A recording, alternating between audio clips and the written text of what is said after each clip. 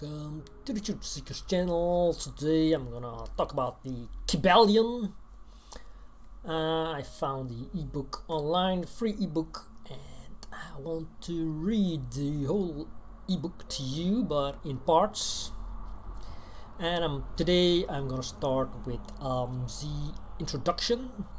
The Kybalion from the Three Initiates. Written by the Three Initiates from Global Grey eBooks. The Kybalion, a study of Hermetic philosophy of ancient Egypt and Greece by the Three Initiates. The lips of wisdom are closed, except to the ears of understanding. Wow, it's very profound. So these are the context in the introduction. We start with the introduction. We take great pleasure in presenting to the attention of students and investigators of the secret doctrines this little work based upon the world-old Hermetic teachings. There has been so little written upon this subject, notwithstanding the countless references to the teachings in the many works upon occultism, that the many earnest searchers after the arcane truths will doubtless welcome the appearance of this present volume. The purpose of this work is not the enunciation of any special philosophy or doctrine, but rather is to give to the students a statement of the truth that will serve to reconcile the many bits of occult knowledge that they may have acquired, but which are apparently opposed to each other and which often serve to discourage and disgust the beginner in the study. Our intent is not to erect a new temple of knowledge, but rather to place in the hands of the student a master key with which he may open the many inner doors in the temple of mystery through the main portals he has already entered. There is no portion of occult teachings possessed by the world which have been so closely guarded as the fragments of the Hermetic teachings, which have come down to us over the tens of centuries which have elapsed since the lifetime of its great founder, Hermes Trismegistus, the scribe of the gods, who dwelt in old Egypt in the days when the present race of man was in its infancy, contemporary with Abraham, and, if the legends be true, an instructor of that venerable sage. Hermes was and is the great central sun of occultism, whose rays have served to illumine the countless teachings which have been promulgated since his time. All the fundamental and basic teachings embedded in the esoteric teachings of every race may be traced back to Hermes. Even the most ancient teachings of India undoubtedly have their roots in the original Hermetic teachings. From the land of the Ganges, many advanced occultists wandered to the land of Egypt and sat at the feet of the master. From him they obtained the master key, which explained and reconciled their divergent views, and thus the secret doctrine was firmly established. From other lands also came the learned ones, all of whom regarded Hermes as the master of masters, and his influence was so great that in spite of the many wanderings from the path on the path of the centuries of teachers, in these different lands there may still be found a certain basic resemblance and correspondence which underlies the many and often quite divergent theories entertained and taught by the occultists of these different lands today. The student of comparative religions will be able to perceive the influence of the Hermetic teachings in every religion worthy of the name, now known to man, whether it be a dead religion or one in full vigor in our own times.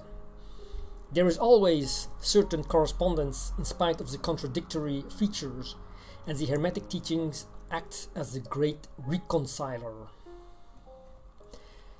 The life work of Hermes seems to have been in the direction of planting the great seed truth, which has grown and blossomed in so many strange forms, rather than to establish a school of philosophy which would dominate the world's thought. But nevertheless, the original truths taught by him have been kept intact in their original purity by a few men each age, who, refusing great numbers of half-developed students and followers, followed the Hermetic custom and reserved their truth for the few who were ready to comprehend and master it. From lip to ear, the truth has been handed down among the few. There have always been a few initiates in each generation, in the various lands of the earth, who kept alive the sacred flame of the Hermetic teachings, and such have always been willing to use their lamps to relight the lesser lamps of the outside world. When the light of truth grew dim and clouded by reason of neglect, and when the wicks became clogged with foreign matter, there were always a few to tend faithfully the altar of the truth, upon which was kept alight the perpetual lamp of wisdom.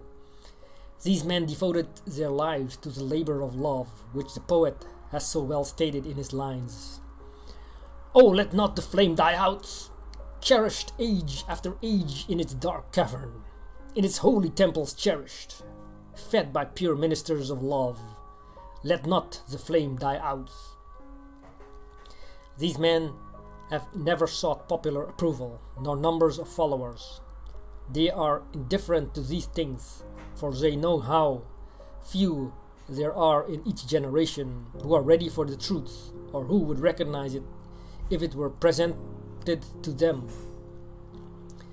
They reserve the strong meat for men, while others furnish the milk for babes. They reserve their pearls of wisdom for the few elect, who recognize their value and who wear them in their crowns instead of casting them before the materialistic vulgar swine, who would trample them in the mud and mix them with their disgusting mental food. But still, these men have never forgotten or overlooked the original teachings of Hermes, regarding the passing on of the words of truth to those ready to receive it, which teaching is stated in the Kybalion as follows: "Where fall the footsteps of the master, the ears of those ready for this teaching open wide, and again, when the ears of the student are ready to hear, then cometh the lips to fill them with wisdom. But their customary attitude has always been strictly in accordance with the other Hermetic aphorism, also in the Kybalion: the lips of wisdom are closed, except to the ears of understanding." There are those who have criticized these attitudes of the Hermetists, and who have claimed that they did not manifest the proper spirit in their policy of seclusion and reticence. But a moment's glance back over the pages of history will show the wisdom of the masters, who knew the folly of attempting to teach to the world that which it was neither ready or willing to receive. The Hermetists have never sought to be martyrs, and have instead sat silently aside with a pitying smile on their closed lips, while the heathen rage noisily about them, in their customary amusement of putting to death and torture the honest but misguided enthusiasts, who imagined that they could force upon a race of barbarians the truth capable of being understood only by the elect who had advanced along the paths. And the spirit of persecution has not as yet died out in the land. There are certain Hermetic teachings which, if publicly promulgated, would bring down upon the teachers a great cry of scorn and revilement from the multitude, who would again raise the cry of "Crucify! Crucify!" In this little work, we have endeavored to give you an idea of the fundamental teachings of the Kybalion, striving to give you the working principles, leaving you to apply them yourselves, rather than attempting to work out the teaching in detail. If you are a true student, you will be able to work out and apply these principles. If not, then you must develop yourself into one, for otherwise the Hermetic teachings will be as words, words, words to you. The three initiates. Well, that was the introduction. Thank you for watching and listening. The next video I will go into chapter 1, the Hermetic philosophy. Thank you for watching and subscribe to the channel.